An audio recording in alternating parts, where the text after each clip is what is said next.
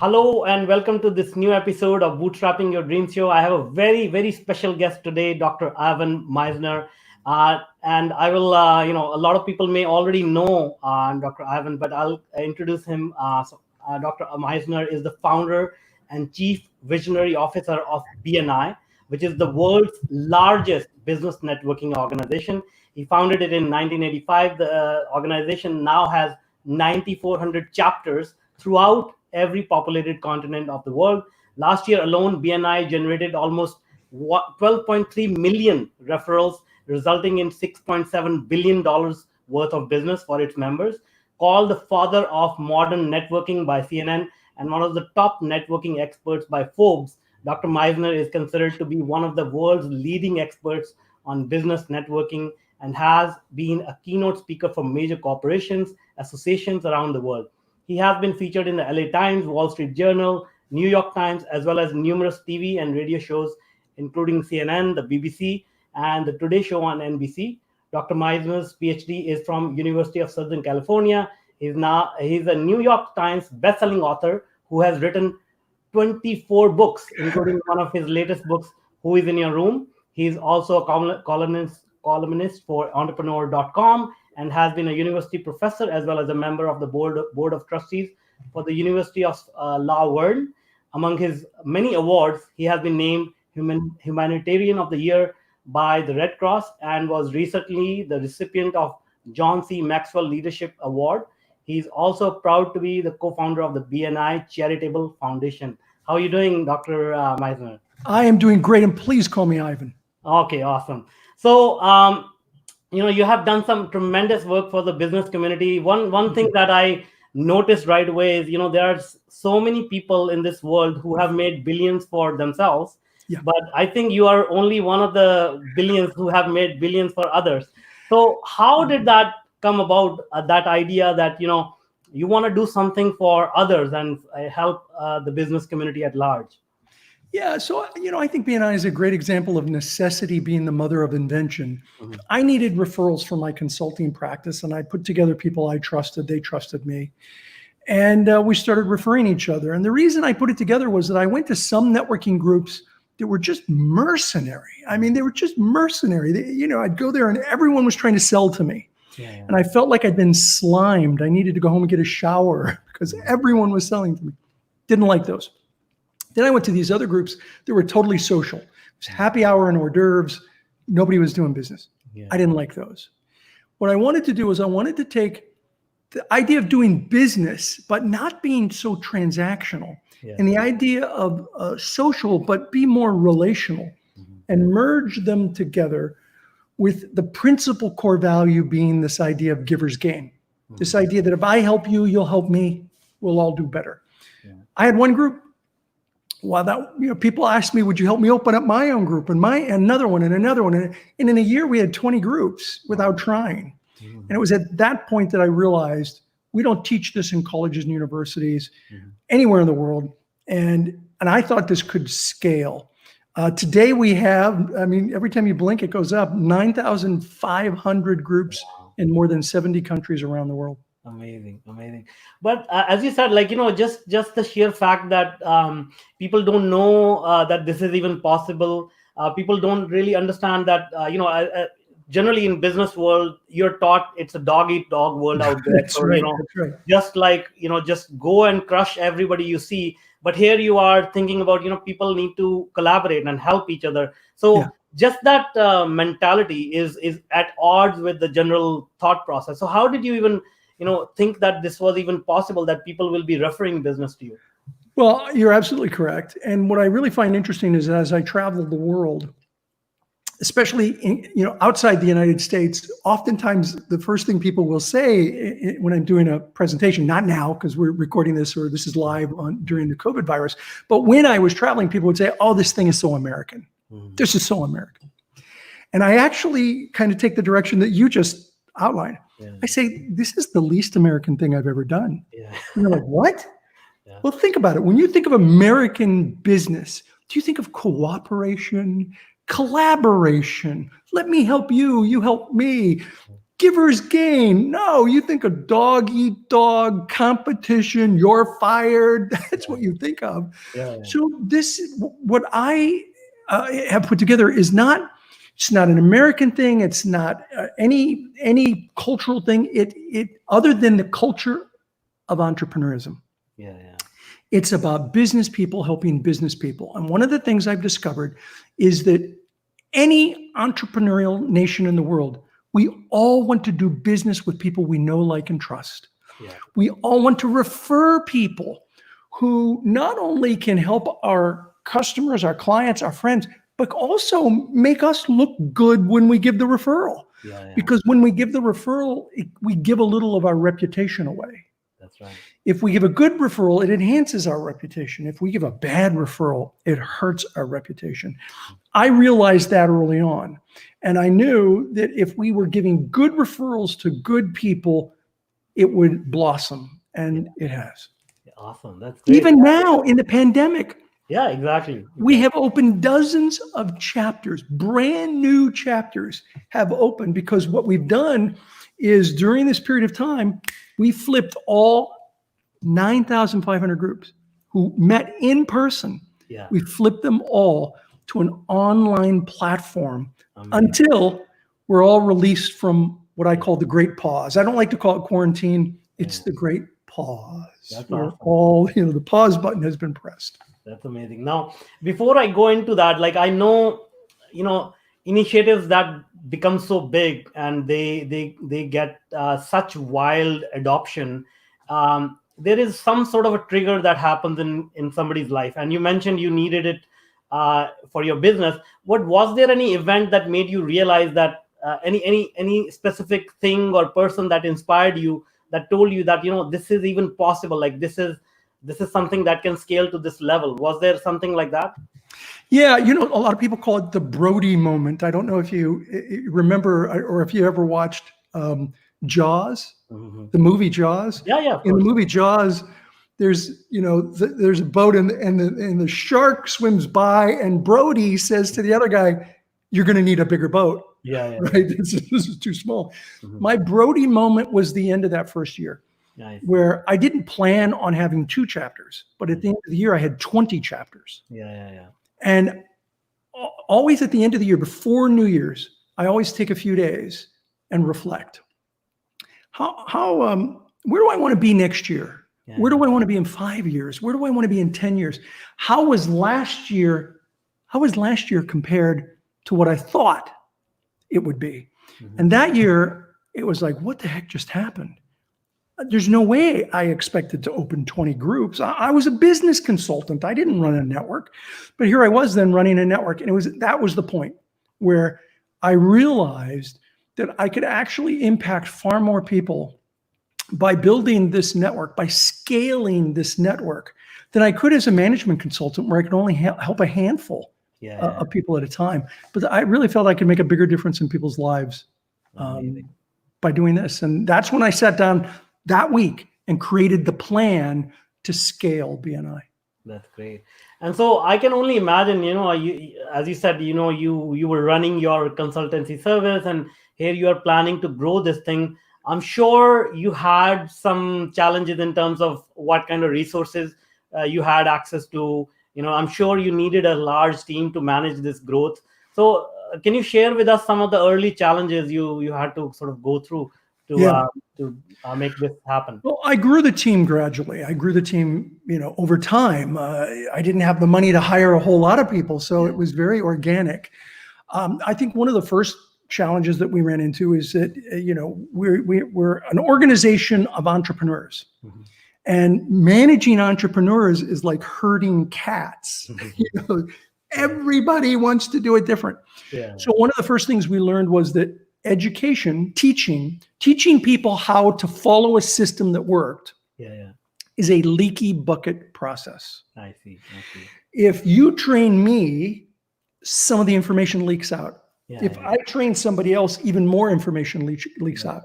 When they train someone else, more. So we discovered that we had to write everything down. I see. And we had to train people using one format and one system. And by training them on this system, then you reduced the leaky bucket syndrome. And that was probably our first big thing. And then, of course, hiring people. That was, that was a challenge. I remember, I don't know if you know Harvey McKay. He wrote the book Swimming with the Sharks Without Getting, I had lunch with Harvey years ago, and he told me something very profound that was very useful and addresses your question. He said, Ivan, I've lost more sleep over the people I've kept than the people I've fired. Wow. That sometimes I try to keep somebody and it just doesn't work, and I lost more sleep over that. And I learned years ago, be slow to hire, fast to fire. Yeah. If you do that, you're going to be able to scale your business quicker. That's amazing. Yeah, very good advice. Now, one of the things that I was when I was researching your books and what you talk about, one thing really struck me, which is you said something along the lines of the concept of one's life is like a room, and anyone who enters it, that affects them forever. So, can you unpack that for us? Yeah, absolutely. What you're talking about is it's this book, Who's in Your Room? Yeah, cool. That's the book. So imagine that you live your life in one room. And that one room, you can't quite see it, but that one room has only one door. Yeah. And that door is an enter-only door, so that when people come into your room or into your life, they're there forever. You cannot get them out. Now, luckily, this is a metaphor, but if it were true, would you be more selective about the people that you've let into your life? Definitely. Yeah, of course. Yeah. So I would argue that it is more than a metaphor. And here's why. I want you to think of somebody, because people say to me, it is a metaphor, because I have gotten people out of my life. So I want you to think now. And if you're watching this live, I want you to think of someone that you got out of your life. But when they were in your life, they were toxic. They were difficult. They did things to you that made you angry. Now, I'm going to ask you here. Have you thought of somebody? Yeah. Okay, I'm not going to make you name the person. You don't have to name them. I want you to think for a moment. And if you're watching this, I want you to think for a moment about what they did to you that made you so angry. You got that? You thought, is it okay? So if they're still in your head, they're still in your room. Yeah. They're there forever, because the room starts here and ends here. That's right. Yeah. It's your mind. It's all the experiences that you've allowed to come into your life. And so you do have to be more selective about who you bring into your head. Who do you bring into your room? Because their fingerprints are all over your brain forever. Yeah. So what we talk about is, how do you get more selective? And this is a thin book. I mean, you could read this whole book in 2 hours. We wanted it to be actionable. So we say, here's how you are more selective about who you allow into your room. Here's how you manage that process. Here's how you deal with the people that you've let in that maybe you shouldn't have. Or maybe you had no choice, they're family members. Here's how you manage them in the room. And then how do you create the life of your dreams, the life you really want? That's the book. And it's very actionable. I think, honestly, I've written a lot of books. I think that book will make a bigger difference in people's lives than any book I've written. Amazing. So we'll put those links for that book as well. Thank you. All right. So now, obviously, networking is about winning trust. And as you said, just understanding people at a human level. Things have changed because, shaking somebody's hand, looking them in the eye is what built the trust. But now we are under, this unique condition where we are not able to do that.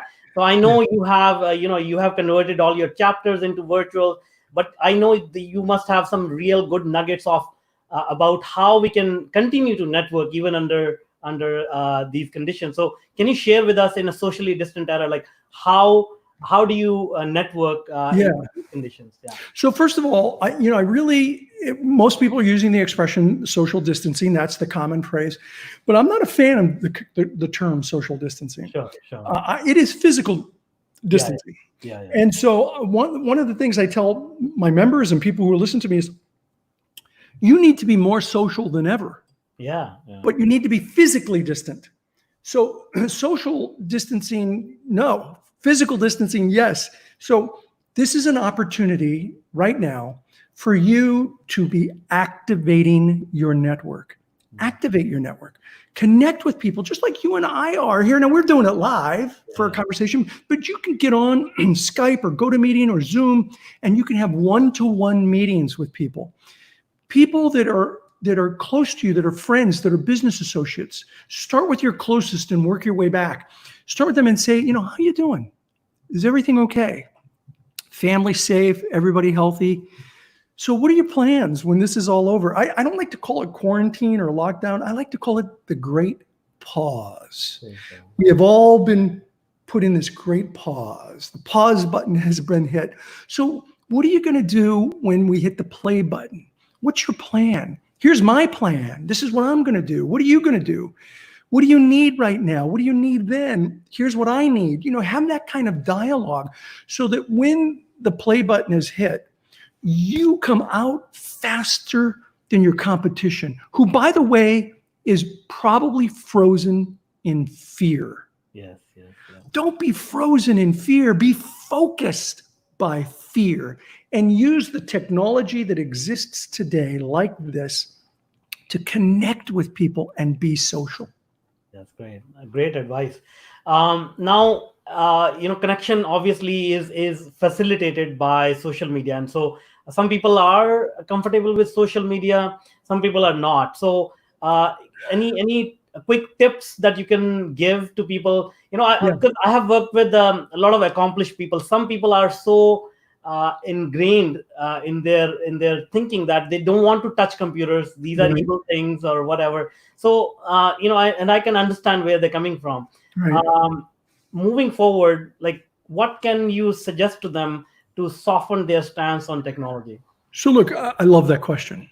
That's a fantastic question. And let me share with you the answer I gave to a BNI president who asked me something similar. Okay. She said, I have a member in our chapter who is a little older. She meant, a lot of gray hair like me. She said he's a baby boomer. And it was very difficult just to get him to enter the referrals he gave online, to do meetings online. He's just, he doesn't want to do it. What do I tell him? I told her, say this to him. And here's your answer. I said, tell him that you spoke to Ivan. And Ivan said, I hate change. I hate change. I really do. My wife will be the first to tell you, yeah, he doesn't like change. I hate change. The only thing I hate more than change is failure. Wow. I said, say this to him. Ivan said, you can change or you can fail. The choice is really yours. I can't make that choice for you. You have to make that choice. And then I said to her, tell him, if you're willing to try to make that change, that you will be there to help him. I'm here to help you. I'll help you figure out how to do it. You're not on your own. You've got your network to help you. I will help you make that happen so that you don't fail. I hope you make the right choice. Yeah. And you know what? He made the right choice and he did it. It was amazing. That's great. Great story. Yeah. You're absolutely right. Like, the ability or the willingness to change has to come from within.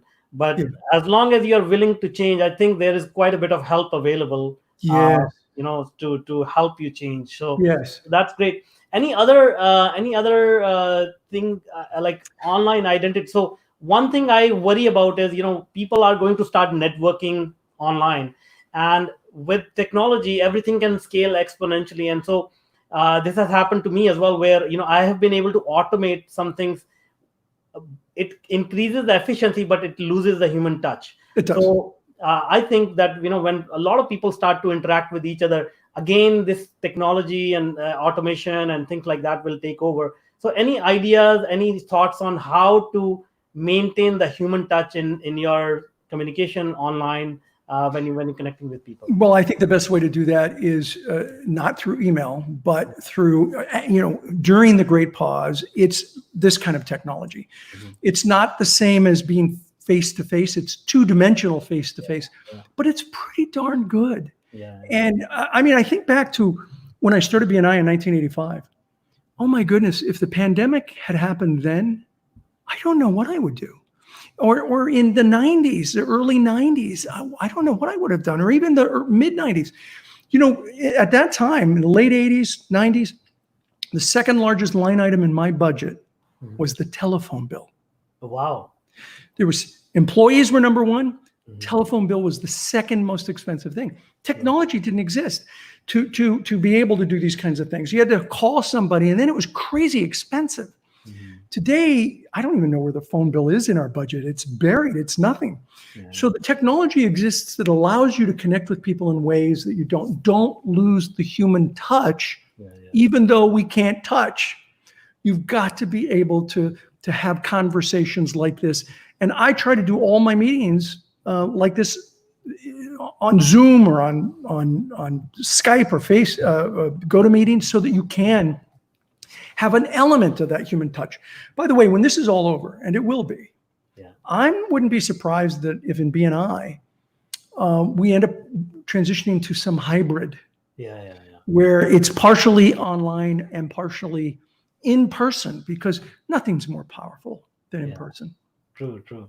Yeah, it's interesting how some of the paradigms are going to shift just as a result of this. Now, I wrote about this, by the way, Really? 2 years ago. Oh, wow. 2 years ago. So what was that about? Yeah. It was you can find it at entrepreneur.com. Okay. I wrote an article. I'll see if I can find it and I'll send it to you. You can put it in the show notes. Yeah, for sure. I wrote an article. The title was something like The Future of Face-to-Face is Online. Okay, I see. And what I was talking about was technology, because I said technology is going to be a disruptor for organizations like BNI. I didn't name BNI, but for networking groups, it's going to be a disruptor because I was reading material about mixed reality technologies and 3D technologies, holographic technology. And I read a report by Linden Labs where the vice president said that mixed reality technologies within 5 to 10 years will be as commonplace as the iPhone. Wow. As commonplace as the iPhone. And when that happens, that's going to be disruptive. And I predicted that within 5 to 10 years, we were going to see a lot more networking online. Now, I didn't foresee the virus. But when I put that out, most people were like, oh, no, Ivan, how could you possibly say that? Well, I said, look, it'll work. It won't be as good as in person, but it will work. Well, now we're seeing it. It works. Do you know that last month, BNI Online, our members generated just under $1 billion US worth of business for each other, just last month. Yeah, this will work. Amazing. So, I realized I should have started there, and I'm glad you mentioned it, because a lot of people don't even realize the power of networking, right? And in some cases, they realize the power of networking, and they say, oh, it's too late for me, or I have missed the boat, or what have you. So, can we just share, what kind of problems these networks can solve, especially in a time like this? Yeah. Well, first of all, I'd say it's never too late. I love the Chinese saying, when's the best time to plant an oak tree? Yeah. The answer is 20 years ago. Yeah. When's the second best time? Today. Yeah. So for those people who haven't really built their network, now's the time. You see, the biggest complaint that I had pre-COVID was, I don't have time to network. Okay, you got plenty of time now. Yeah. Okay, so now's the time to really start to activate that network today, and go deep with that network. Connect with people and do the things that we talked about earlier. Ask how they're doing. Ask what they're going to be doing. Ask how you can help them. You may not be able to help everybody, but you can help somebody. And when you help somebody, that's the beginning of really creating a powerful connection with someone. And so you're activating your network is more important than ever right now. I'm telling you, BNI members are going to come out of this in a way better position than the average business person, because they're talking business now. They're getting creative, really creative. You want to hear a real good creative? Yeah, please. Yeah. So there was this one person, she was, meeting online, doing one-to-ones. She was a furniture reupholstery company. I see. Not exactly an essential business. Yeah. And she had to furlough all of her employees, and she couldn't do anything until it hit her in talking to people. Wait a minute, I've got all this cloth, really good material. I should be making masks. Wow. She then transitioned her business on an interim basis to a mask producing company using quality cloth.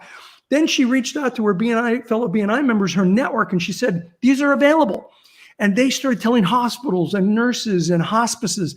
And she's now an essential business. Wow. And selling antiviral masks. Yeah. I read one thing where a nurse said, these are the best masks I've ever seen. These are fantastic. And so you've got to be creative. You've got to, that's a way that you activate your network to get through this and get through it well. Okay, awesome. That's a great story, great inspiration. Now, one other or two other aspects of getting into a network is getting over this anxiety of getting rejected or not being part of the group or not being worthy enough or whatever it is. A lot of people just hold back because of that, right? Yeah. And also, as you mentioned, we have to be very careful about who we allow in and form relationships with. So how do we determine who's the right person or the right group we can join? And how do we elevate our own personality so that we can make ourselves worthy of that group? I think the second part of the question is sometimes harder than the first part of the question. Sure, yeah. The second part of the question is I would tell people this. You're an expert at what you do. Live in that. Especially if you go to a network like BNI where we only take one person per professional category.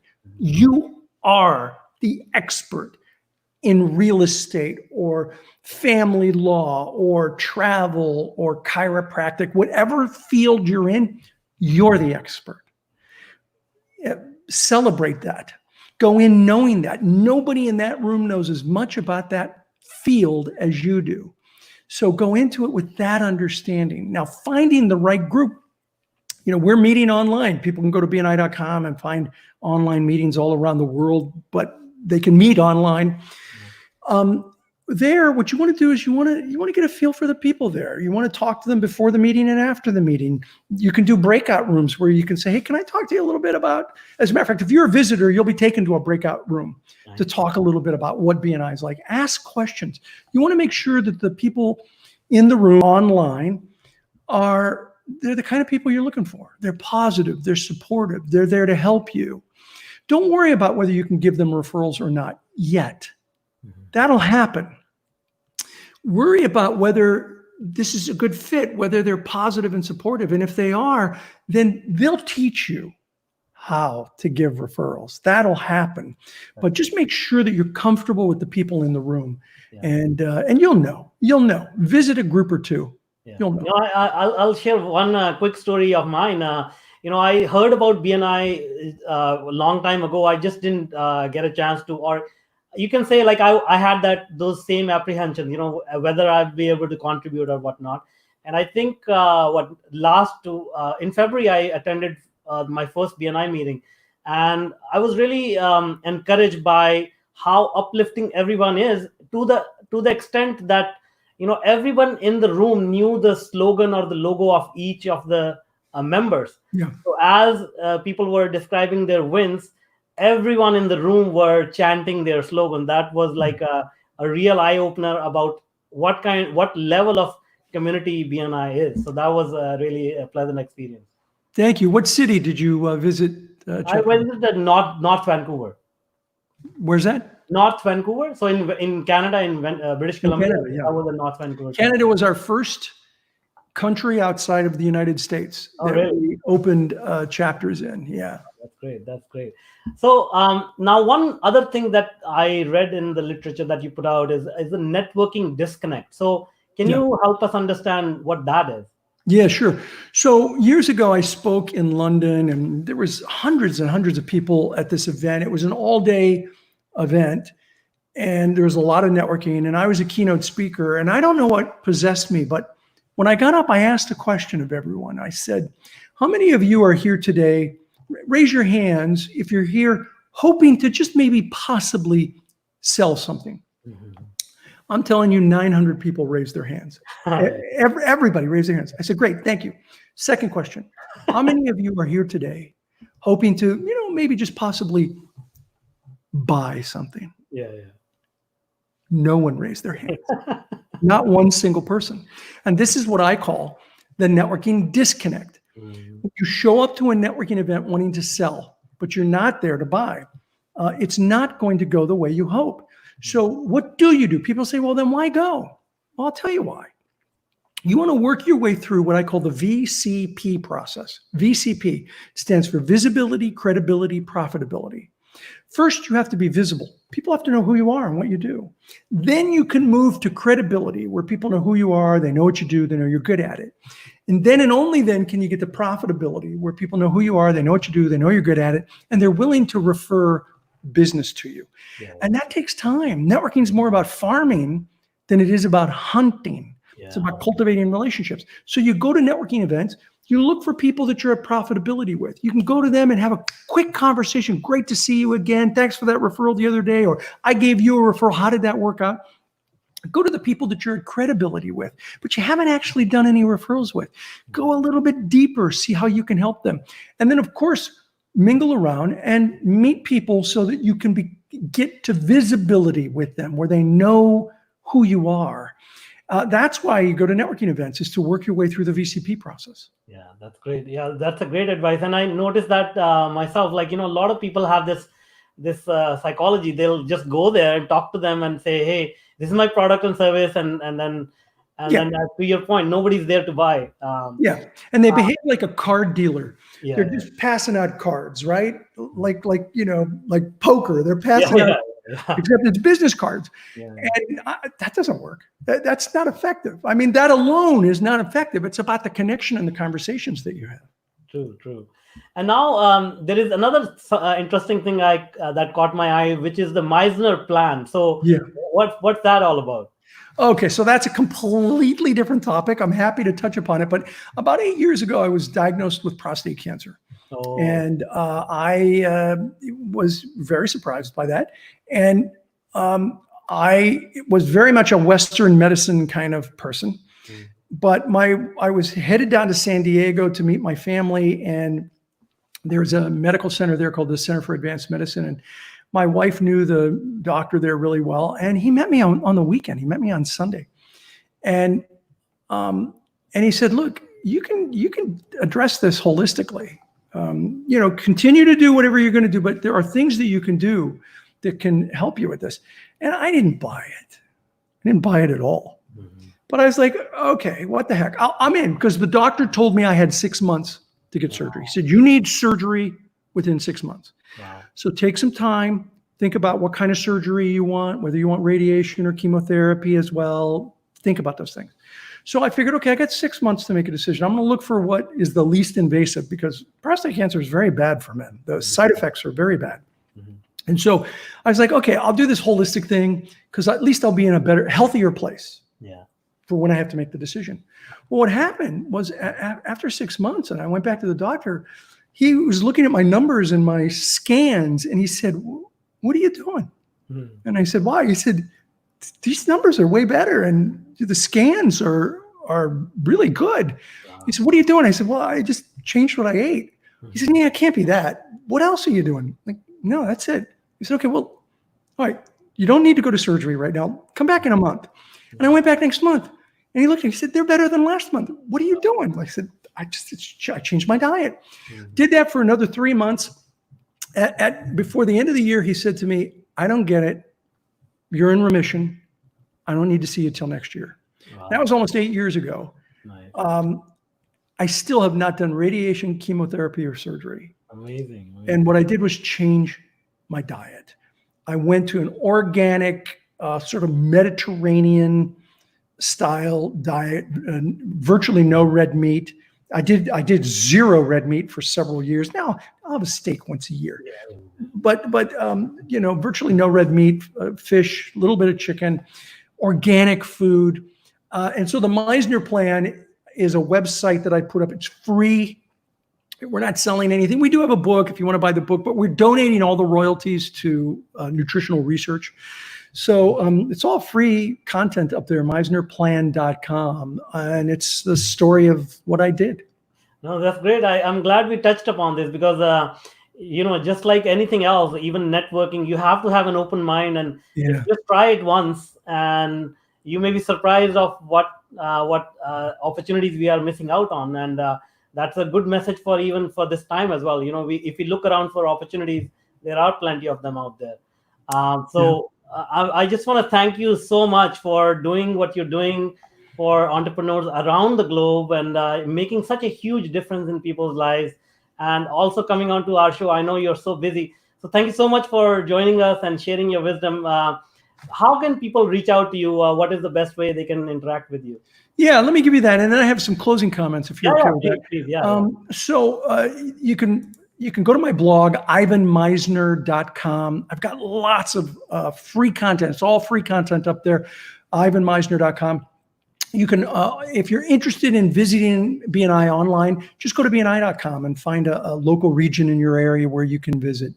And here's what I want to leave you with, and I think it's an important message for people, especially in this day and age, and that is that hope is more powerful than fear. Hope is more powerful than fear. Hope plus action leave fear in the dust. Hope is hearing that little voice inside you whispering about what can be when everyone around you is shouting what can't be. I tell those of you watching this now, have hope and take action. Be safe, but be connected. Not socially disconnected, but socially connected, but physically distanced. Do that. Have hope, take action. We'll get through this. It'll be okay. Yeah, that's an amazing message. Thank you so much for sharing that. Amazing. Thank you so much. Thank you. It's a pleasure being on. Thanks.